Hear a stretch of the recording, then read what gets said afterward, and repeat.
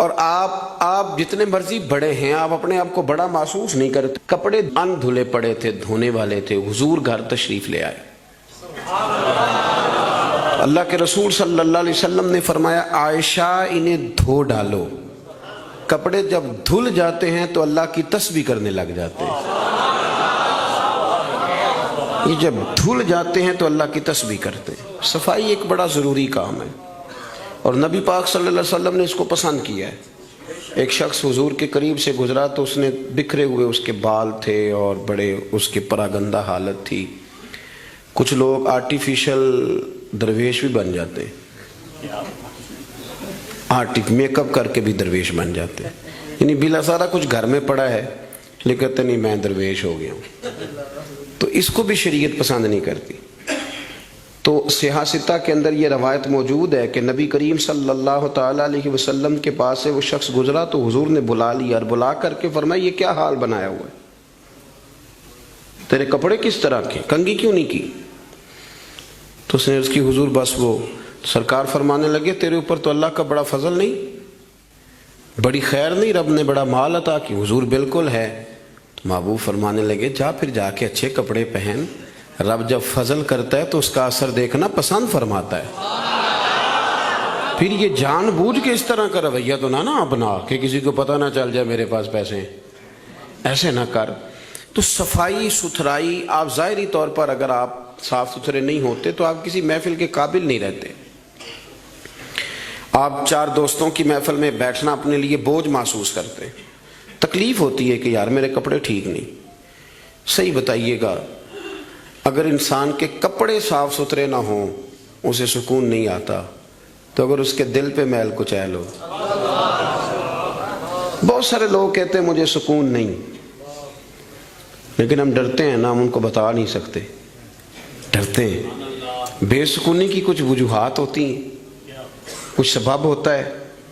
آپ کپڑے میلے تھے تو آپ بے سکون تھے, تو اگر آپ کا دل میلا کچیلا ہے نا, روح پہ کوئی دھبا لگ گیا ہے, یہ دھبے ہوتے ہیں. حسد ایک دھبے کا نام ہے, عداوت ایک دھبا ہے, تکبر ایک دھبا ہے, یہ سارے دھبے.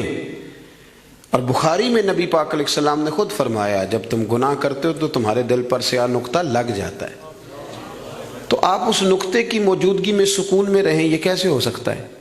اور گناہ کی تعریف حضور نے یہ فرمائی کہ ما حاک فی صدرک, جو تیرے سینے میں کھٹکے, جو تیرے سینے میں کھٹکے, تو پریشان ہو کہ کسی کو پتہ نہ چل جائے, تو کراہت محسوس کرے کسی کا اس پر مطلع ہونا. تو ہمارے باطن کے اندر بڑی مصیبتیں, ہم حسد کرتے ہیں, بہت سارے لوگوں سے کرتے ہیں, ماننے کو تیار نہیں ہوتے, کرتے ہیں. بلکہ امام غزالی رحمۃ اللہ علیہ تو فرماتے ہیں کہ حسد تو پایا ہی مالداروں اور صاحب علم لوگوں میں جاتا ہے. وہ کہتے ہیں غریب آدمی ان پڑھ بندہ تو اس دوڑ میں شامل ہی نہیں ہوتا. اصل مسئلہ اس بات کا نہیں ہوتا کہ میرے پاس نعمت نہیں, اصل رٹا یہ ہوتا ہے کہ میرے پاس تو ہے پر اس کے پاس نہیں ہونی چاہیے تھی, ادھر کیسے چلی گئی. اعلیٰ حضرت بریلوی رحمۃ اللہ علیہ نے بہت ساری کتابوں کا نچوڑ ایک جملہ ملفوظات شریف میں لکھا ہے. اعلیٰ حضرت فرماتے ہیں حسد کرنے والا اس بندے پر اعتراض نہیں کر رہا ہوتا, حسد کرنے والا بنیادی طور پر اللہ کی تقسیم پر اعتراض کرتا ہے, اللہ کی تقسیم پر. ہمارے اندر یہ میل چڑھ, اور گھروں کے اندر یہ پوری ایک دوڑ شروع ہے, دیورانی کے اندر, جیٹھانی کے اندر یہ پوری دوڑ ہے. اور ایک وقت آتا ہے کہ بھائی بھائی سے حسد کرنے لگ جاتا ہے, کیسے سکون پائے گا؟ حسد ایک آگ ہے. اور ترمذی شریف کے جو لفظ ہیں حدیث کے وہ بڑے نرالے ہیں. نبی پاک صلی اللہ علیہ وسلم نے فرمایا حسد